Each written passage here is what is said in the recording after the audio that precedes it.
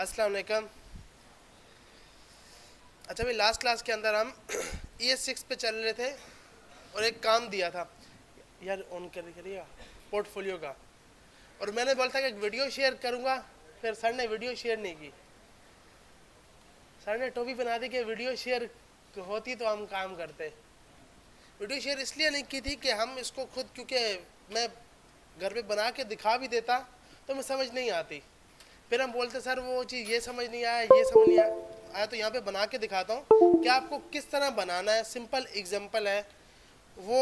और आपकी जो पोर्टफोलियो होनी चाहिए वो सिंपल डायनामिक होनी चाहिए। यार लाइट्स ऑफ कर देना। अच्छा, बाकी ES6 में किसी का कोई सवाल है?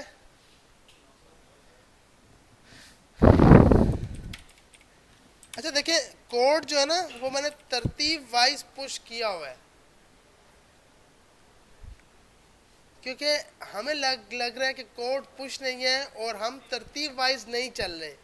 अगर आप इस कोड की क्लास में जाओगे ना, जितनी भी ब्रांचेज हैं, आप सबसे लास्ट से स्टार्ट करो। ये साफ यहाँ पे लिखा हुआ है। सबसे पहले आपने टू डू ऐप बनाया, फिर आपने उसको लोकल स्टोरेज में स्टोर कराया, फिर फायरबेस डेटाबेस हुआ, फिर फायरबेस डेटाबेस फिर से रिपीट हुआ था। अगली क्लास में हमने फिर से फायरबेस को किया, फिर हम क्लाउडनरी की साइड पे चले गए, इमेज अपलोड करना सीखा, कंट्री सिलेक्ट पे काम किया और ES6। तो ये सब के सब टॉपिक यहाँ पर ब्रांचेस वाइज बने हुए हैं। तो आप इसको भी देख लोगे ना, तो ये कोड को तो भी समझ आ जाएगा। लेकिन हम देखते नहीं, हमें लगता है कि अच्छा एक दिन ES6 पढ़ा दिया, एक दिन कंट्री सिलेक्ट पढ़ा दिया, समझ ही नहीं आ रहा क्या करें भाई। तो ये टॉपिक आपस में जो रिलेटेड है, ये इस कोड यहाँ पर पुश है। आप सिर्फ वन बाय वन जाएं और स्टार्ट करें। दूसरी एक मैंने ब्रांच बनाई थी, जो स्टार्टिंग की ब्रांच बनाई थी, गिटहब रिपोजिटरी WMA के नाम से, बैच 4 ये वाली। इसमें मेरे ख्याल सिर्फ और सिर्फ मैंने HTML तक पोस्ट किया था। इसमें हम एनिमेशन, फॉर्म और टेबल स्टाइलिंग यहाँ तक गए थे, और वेबसाइट कोड। जावास्क्रिप्ट का जितना भी हम कोड कर रहे हैं वो सब इस क्लासेस के अंदर है, जावास्क्रिप्ट क्लासेस कोड। तो आप यहाँ जाकर इन सब को चेक करोगे, ये सब हमने किया है। इमेज गैलरी बनाई है ना भाई, सब कुछ। तो ये सब आपने खुद चेक करना है, और हम तरतीब वाइज ही चल रहे हैं। अगर आपको लग रहा है कि तरतीब वाइज नहीं चल रहे, तो आप पहले चेक करो कि ये ब्रांचेस में क्या एक, अब ये जो आपने काम किया है, अगर हम ये टू डू ऐप नहीं बनाते तो लोकल स्टोरेज पे काम नहीं आता हमें। पहले हमने टू डू ऐप बनाया, फिर हमने उसको लोकल स्टोरेज में स्टोर कराया, फिर उसी लोकल स्टोरेज को हटा के हमने फायरबेस को यूज़ किया। तो ये सब बताने का मकसद कि भैया हमें खुद भी कुछ चेक करना है और देखना है, तभी मसले हल हो सकेंगे। अच्छा भाई, तो अब हम सबसे पहले बात करते हैं, जो हम बात कर रहे हैं कि भाई हमें पोर्टफोलियो बनानी है और पोर्टफोलियो हमारी डायनेमिक होनी चाहिए। अब ये डायनेमिक से क्या मुराद, कल मैंने एक डॉक्यूमेंट शेयर किया था फायरबेस के हवाले से, उसको हमें यूज़ करना है। मतलब क्योंकि इसमें हमें फायरबेस पूरी पूरी यूज़ ही फायरबेस करनी है। मतलब जो आपकी पोर्टफोलियो बनेगी, डायनामिक बनेगी। ऐसे कितने जिन्होंने उस डॉक्यूमेंट को खोल के देखा है? अच्छा, उसने खोल के देखा जिसने बोला था। कौन थे वो भैया? हाँ भैया, आपने खोल के देखा या नहीं देखा? खोल के देखा, कुछ समझ आया? मैं उसको रिपीट, देखो अब ये हमें सवाल करना था ना कि सर ये तो अब अगर मुझे समझ नहीं ना आता, मैं बोलता सर ये कौन सी बुक सेंड कर दी है। उस देखो उसमें ना मैं शेयर करता हूँ, रुक जाओ, मैं यहाँ दिखाता हूँ। उसमें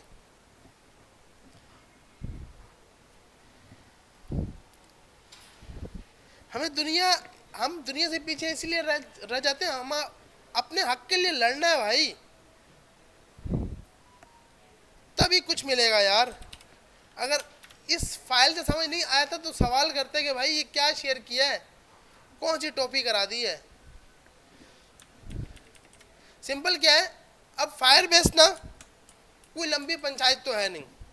सिंपल क्या है भाई, आपको क्यूरीज यूज करना आनी चाहिए। ऐसी है ना भाई, डेटा गेट करना, डेटा डिलीट करना, डेटा सर्च करना, अपडेट करना। गेट ऑल आइटम्स के लिए आप एक वंस का मेथड यूज करते हो, जिसके जरिए आप पूरा पूरा डॉक्यूमेंट गेट करते हो। जब मैंने भी स्टार्ट किया था, मैंने ये अपने लिए स्टार्ट से बना के रखा था और इसी को यहीं से कॉपी करता हूँ और ये यूज करता हूँ। तो आप भी इस तरह बना के रख लो, याद नहीं करना, आज कुछ है कल कुछ और होगा। मार्केट बहुत तेजी से ऊपर जा रही है। कल रात को सिलानी की मीटिंग थी, SMIT और सब ऑल जितने भी हैं, तो उसमें ये सवाल हुआ कि हमारे बच्चे का ना एक मसला है, जो हमारे ट्रेनर ने पढ़ा दिया वो समझता है बस अब ये बहुत है, मुझे मार्केट में जॉब मिल जाएगी। तो उसमें बहुत से लोगों ने ये सवाल उठाया कि भाई हमारे पास सॉफ्टवेयर हाउस नहीं है, हमारा बच्चा जब नया प्लेटफॉर्म पे जाता है, फाइवर पे जाता है, अपवर्क पे जाता है, उस पर क्योंकि ट्रेनर से सवाल होते हैं कि आपके बच्चा कि कितना रिजल्ट रह रहा है, क्या चीज़ें हैं। तो बहुत से बोलते हैं कि भाई ये उसमें जो CEO है ना गजाल भाई, उसने कहा उन सब में आपकी नाकामी है, आप सब ट्रेनर्स की नाकामी है। क्यों भाई ट्रेनर्स की क्यों नाकामी है? कि ट्रेनर आप जो हमने क्लास में करा दिया ना, आप बच्चों को बोलते हो यही असाइनमेंट है और यही सिंपल करके लाओ, बच्चा भी बोलता है हाँ ठीक है भाई यही है। बच्चा अपने से ऊपर, जब आप भी अपने वो साफ इशारा किया कि अब इस दिमाग से ना ऊपर का सोचोगे तो मार्केट में खड़े होगे। इस दिमाग तक सोचोगे ना, इस दिमाग तक सोचने वाले पहले से बैठे हुए, उनको जॉब्स मिली हुई हैं। आपने इस दिमाग से ऊपर सोचना है तो आपको जॉब मिलेगी। तो भाई, और मैं आपको ये चीज़ बोलता हूँ कि भाई जो टीचर ने करा दिया वो इनफ नहीं है, आपको खुद सब कुछ करना है। अब हमने कल मैंने सिंपल बोला डायनेमिक पोर्टफोलियो, तो हमें मुश्किल में आ गए यार, पत्नी किसकी बात कर रहे हैं पोर्टफोलियो की। हमने इससे अच्छी पहले रिज्यूम्यू बनाई थी, बिल्कुल डायनेमिक ही थी ना भाई। अब इसमें डायनेमिक हमने करना क्या है, हमने एक अपने लिए एक एडमिन पैनल बना लेना है जिसमें हम अपना डेटा स्टोर करते रहेंगे, यूजर साइड पे उसको डेटा दिखाते रहेंगे। तो दिखाने के लिए फायरबेस की सिंपल ये क्यूरी लगेगी, आपका अबाउट होगा, अगर आपका अबाउट होगा तो आप यहाँ पे अबाउट दे दोगे, आपके कॉन्टैक्ट होंगे तो आप यहाँ पे कॉन्टैक्ट बताओगे कि भाई कॉन्टैक्ट से डेटा उठाकर यूजर को दिखा दो। आपके प्रोजेक्ट्स होंगे तो आप यहाँ लगाओगे प्रोजेक्ट्स, क्योंकि आपने एडमिन पैनल से फायरबेस में स्टोर करा चुके हो। आ रही है समझ? हम इसको अभी ट्राई करते हैं तो, लेकिन आज जाकर इस पूरे डॉक्यूमेंट का देखना है, इसमें आपने ट्राई करना है। मैंने इसमें तकरीबन जितनी भी क्यूरीज हमने यूज़ की हैं क्लास वाला, वो सब मैंने यहाँ पे लिखी हुई हैं और एग्जाम्पल के साथ हैं। लेकिन अब जो हम बनाएंगे इंशाल्लाह उसमें और भी क्लियर हो जाएगा। तो हम सिंपल एक नया फोल्डर बना लेते हैं और उसके अंदर स्टार्ट करते हैं। सिस्टम्स आपके ऑन है? हाँ, तो ये साथ साथ भले स्टार्ट करें। नेट नहीं चल रहा? अबे यार,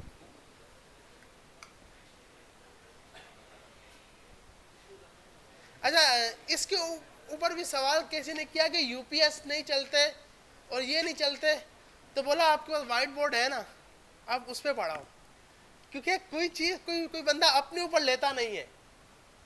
कोई भी अगर आप किसी को ब्लेम करोगे ना तो कोई अपने ऊपर नहीं लेगा। जब अब ये बोला कि भाई हमारे पास तो वो लाइट नहीं होती, स्टूडेंट प्रैक्टिस नहीं कर सकता 2 घंटे में, तो बोला भाई बोर्ड है, बोर्ड पे पढ़ाओ।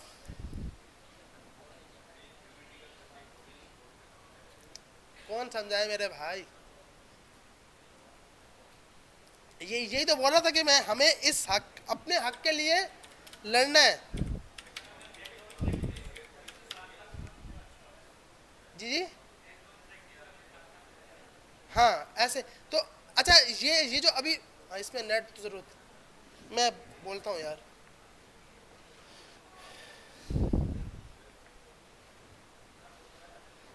यार नेट तो चल रहा है, देखें मेरे पास तो चल रहा है ना। आप अच्छा भाई थोड़ा स्पीड में करें ताकि हम साथ साथ लेके चल सकें। अच्छा यूआई पे अभी इतना फोकस नहीं करेंगे हम, पहले हम सिंपल इसको तैयार कर रहे होंगे। हमने एक एडमिन पैनल का फोल्डर बना लिया जिसके अंदर सबसे पहली मेन फाइल index.html।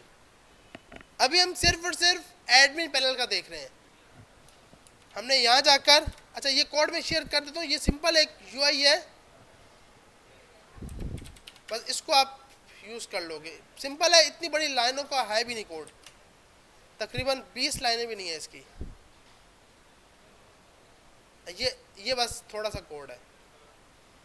अच्छा ये कोड है क्या, अगर हम यहाँ जाके देखते हैं, सिंपल एक साइड बार बना हुआ है, बस ये एक ऑप्शन है। यहाँ पे हम अपने ऑप्शन डालेंगे, होम, कॉन्टैक्ट, मतलब आप अपनी यूआई बना सकते हो। अभी हमने स्टैटिक एक पेज बनाया हुआ है, यहाँ से हम डेटा ऐड करेंगे, हमारी मेन पोर्टफोलियो जो बनाई होगी उस पर डेटा शो होगा।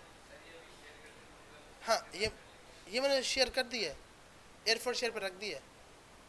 ये बस इतना सही कोड है, आप उठाएंगे तो ये इजीली आ जाएगा। तो सिंपल यहाँ तक सब कर लें, उसके बाद फिर आगे चलते हैं। और कोशिश करनी है कि स्पीड हमारी तेज रहे ताकि हम मुश्किल में ना रहें और थोड़ा जल्दी जल्दी हो सके, क्योंकि 3 बजे नेक्स्ट क्लास है, थोड़ा जल्दी यार।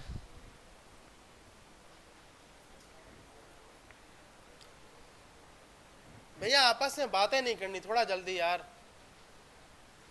हम आप आपस में बातें करेंगे कैसे चलेगा, फिर तो समझ ही नहीं आएगी।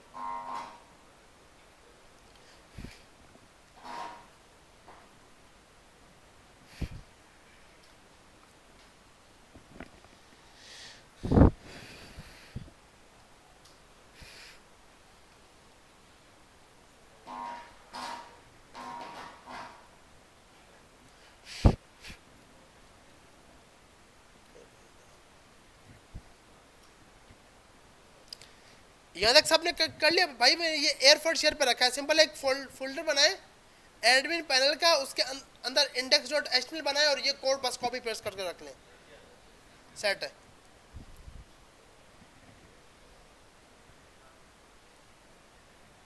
यार रियाज भाई माइक नहीं चल रहा यार, इसको आके देखिएगा। अच्छा तो अब हमारे पास होम के पेज के अंदर, होम के कंटेंट के अंदर मिसाल के तौर पे हम बोलते हैं कि भाई हम अपने अबाउट के बारे में लिखेंगे, अबाउट का जितना भी कॉन्टेक्ट आएगा वो हम यहाँ पे लगाएंगे। अब अबाउट में भले क्या क्या हो सकता है, आपका नाम हो सकता है, ऐसी है ना भाई, आपका नाम, फर्स्ट नेम, लास्ट नेम आप डाल सकते हो। और क्या चीज़ हो सकती है भाई, ईमेल बहुत ज़रूरी है बिल्कुल, कॉन्टैक्ट नंबर। कॉन्टैक्ट तो आप लास्ट में वो अलग से दे दोगे, बाकी अपना अबाउट या अबाउट अलग से दे दोगे। अबाउट होम को दे देते हैं, अबाउट के अंदर आप अपनी डिस्क्रिप्शन। तो ये एक, अब हमें ऐसा फॉर्म बनाना है जो first name, last name, email और अबाउट हमसे ले और वो फायरबेस के अंदर स्टोर करा ले। अब है कि भाई फर्स्ट नेम और लास्ट नेम चेंज तो नहीं होता, ऐसे ही है ना। तो जब एक बार डेटा ऐड हो जाएगा तो हम इस डेटा को एडिट कर सकेंगे। क्या पता ईमेल ये बंद हो जाए, तो अब मुझे अपनी पोर्टफोलियो में ईमेल चेंज करना है तो मैं एडिट से जाकर उस अपने ईमेल को चेंज कर सकूं ताकि रन टाइम पर मेरी पोर्टफोलियो अपडेट हो जाए। तो सबसे पहले फायरबेस का सेटअप ज़रूरी है ताकि हम डेटाबेस स्टोर कर सकें।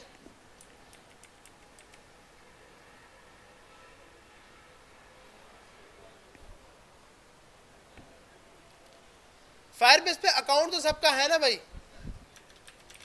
तो सिंपल उसको लॉगिन करके एक अलग से प्रोजेक्ट बना लें।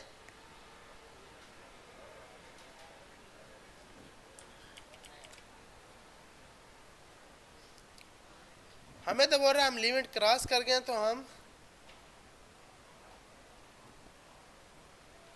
हम ये यूज कर रहे हैं अपना क्लास 1 से 3 ट्राई बेस्ट ये कर लेते हैं हम। तो इसके अंदर जाकर हमें पता है भाई अथेंटिकेशन की हमें ज़रूरत नहीं है, कोई यूज़र ईमेल पासवर्ड तो यहाँ पे होगा नहीं, तो हमें अथेंटिकेशन यूज़ नहीं करनी। आप रियल टाइम डेटाबेस यूज़ कर रहे होगे।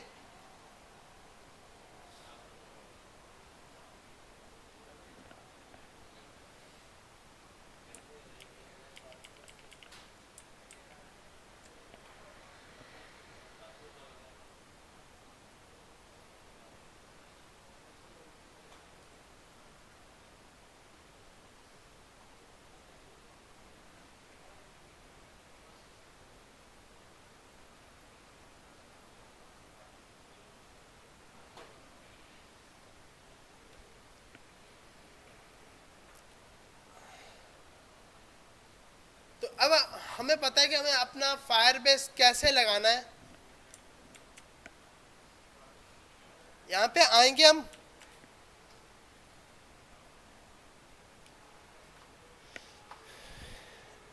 ऐसा कोई है जिसके लिए मुश्किल आ रही समझ या नहीं आ रही? आ रही है। साथ साथ हमें यहाँ पर भी देखना है, क्योंकि हम आगे निकल जाएंगे तो फिर फंस जाएंगे। अच्छा, यहाँ पर जाकर आपने सिंपल CDN, ये तो पता है ना भाई, CDN कॉपी करते हैं हम लोग।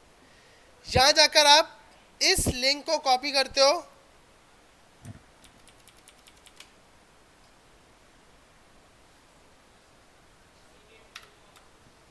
कंटेंट डिलीवरी नेटवर्क,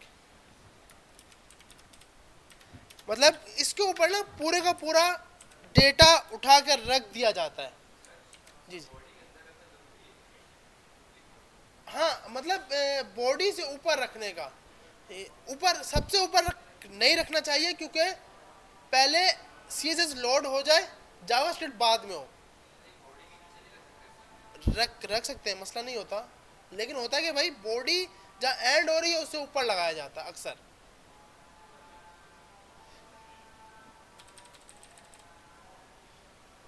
और आपने इसकी टाइप दे दी मॉड्यूल।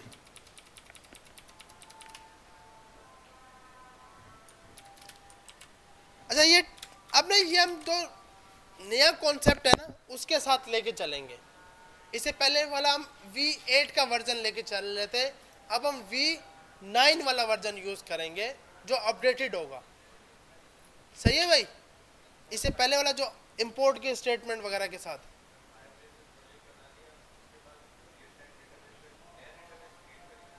हाँ, मतलब एक डेटाबेस क्रिएट कर ले।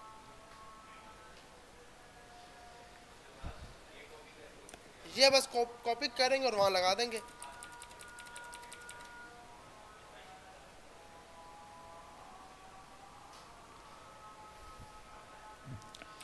यहाँ जाते हैं, इसको बोलते हैं फायरबेस।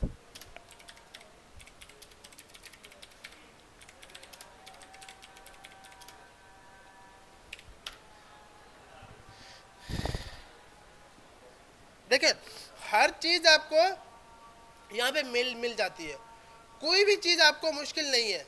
अगर आप यहाँ पे जाओगे ना, हर चीज यहाँ पे लिखी हुई है कि आपने इंपोर्ट करना है, आपने इस तरह करके यूज करना है, सब कुछ यहाँ पे आपको डिफाइन करा रहा है। तो आपने यही का यही काम सिंपल यहाँ पर आकर एक स्क्रिप्ट का टैग बनाया,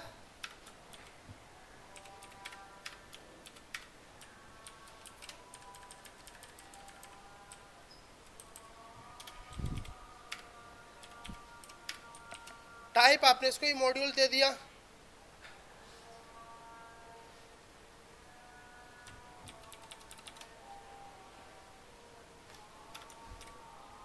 ये आपने यहाँ पर आकर लगा दिया। तो आपने सिंपल फायरबेस का सेटअप यहाँ तक किया है अभी तक।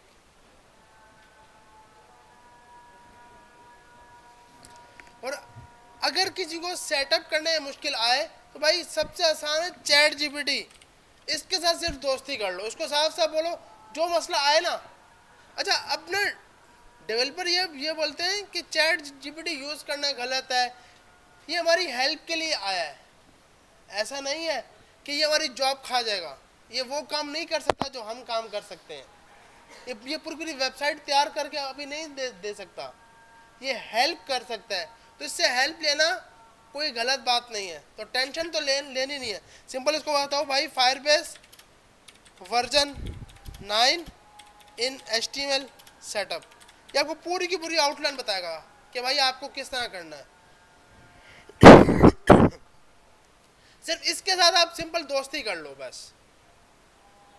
अब ये आपको सब बता रहा है कि भाई आपको ये इंपोर्ट यूं करके इंपोर्ट यूज करना है, ये इनिशलाइज ऐप करना है, ये साफ आपको यहाँ पर लिख के बता रहा है कि और आपको किस तरह यूज करना है। और यही लाइनें इसने यहाँ पर भी बताई हुई हैं।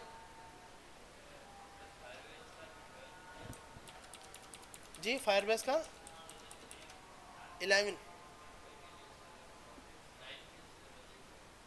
ये 11 इस, ये देखें 11 लगा हुआ है।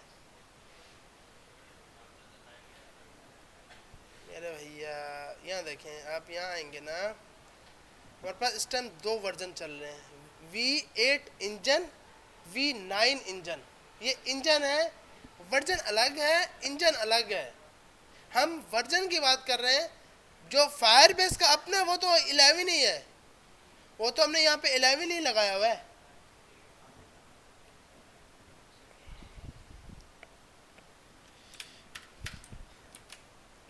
अच्छा, तो आपने यहाँ जाकर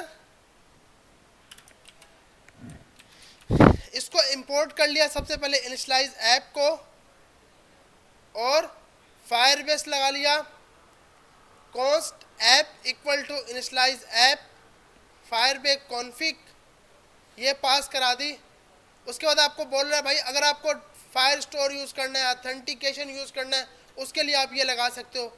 फिर आपको बोल रहा है भाई ये कॉन्फ़िगरेशन लगानी है, कॉन्फ़िगरेशन लगा लो। फिर ये ऐप आ गई, फिर आपका डेटाबेस आ गया, सब आप यहाँ पर एक्सपोर्ट करा सकते हो और उसको यूज़ कर सकते हो। जितनी भी अपनी क्यूरीज होंगी उन सबको इजीली यूज़ कर सकते हो।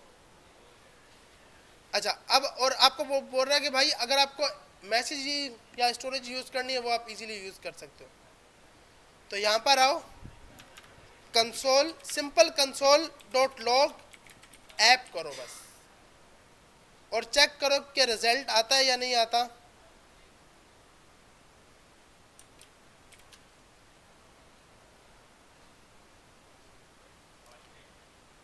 तो आपके पास ये कुछ डेटा आ गया, तो उसका मतलब फायरबेस आपके पास लग चुका है, चल रहा है। सही है भाई। तो ये इसमें अब फायरबेस में कोई सवाल है भाई, ये कनेक्टिविटी। अब हम दोबारा से फायरबेस कर रहे हैं, तो अभी अगर किसी को मसला है तो भैया इसमें सवाल करना। फिर रिएक्ट वाला तो और ही मुश्किल है, वो तो रिएक्ट वाले समझ नहीं आएगा यार, वो भी सही है, लेकिन ये अपडेटेड वर्जन है। तो हम, हाँ अपडेटेड, हाँ हमें अपडेटेड, अगर हम ये स्टार्ट में ये वाला यूज़ कराता ना, बड़ा मुश्किल रहता कि स्टार्टिंग में हम इम्पोर्ट, कल मैंने इम्पोर्ट की स्टेटमेंट समझाई थी, उसके बाद ये, अब मैं डायरेक्ट इम्पोर्ट लगाता ना तो सवाल होता कि ये इम्पोर्ट कहाँ से आया है। कल हम सीख चुके हैं इम्पोर्ट और एक्सपोर्ट, तो उसके बाद ये आया है। अच्छा, तो आपने इम्पोर्ट इनिशियलाइज ऐप, इम्पोर्ट क्या होता है, किसी भी फाइल से कुछ मंगाने के लिए, ऐसे ही है ना भाई। और ये जब यहाँ बनाया गया था तो वहाँ से ये एक्सपोर्ट किया गया होगा, इस फाइल के अंदर इन्होंने एक्सपोर्ट किया होगा, तभी हम इसको यूज़ कर पा रहे हैं। और आपने यहाँ पर इसको मंगा लिया। इसी तरह अब आप यहाँ पर आए, अब आपने बोला भाई मुझे इसमें क्या यूज़ करना है, मुझे इसमें डेटाबेस यूज़ करना है, तो आपके पास यहाँ पर ये मल्टीपल ऑप्शन देता है। डॉक्यूमेंट्स में जाते हैं, इसके अंदर बिल्ट,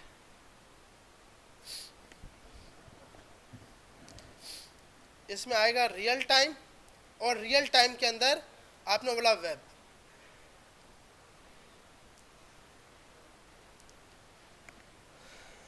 अब ये इसकी बात कर रहा था, ये आपका V8 है जो हम इससे पहले यूज़ कर रहे हैं कॉम्पैक्ट, ये V9 है।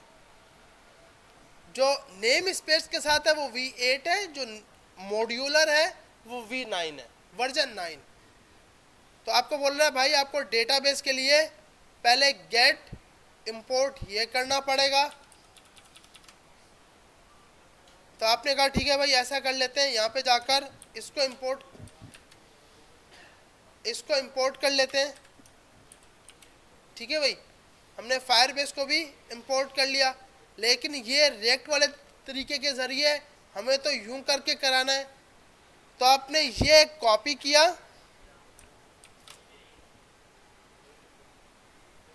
यहाँ पेस्ट किया, और यहाँ जाके सिंपल डेटाबेस लिख दिया। तो ये आपके पास, अब हमारे पास सिर्फ यूज से डेटाबेस होगा। और उसके बाद आपके पास, आपने बोला भाई इसको यहाँ पर आएंगे, कॉस्ट डेटाबेस इक्वल टू, और इसको भी कंसोल करके चेक कर लिया कि भाई इसके कंसोल में क्या आता है। तो डेटाबेस आ गया, इसका मतलब फायरबेस का डेटाबेस भी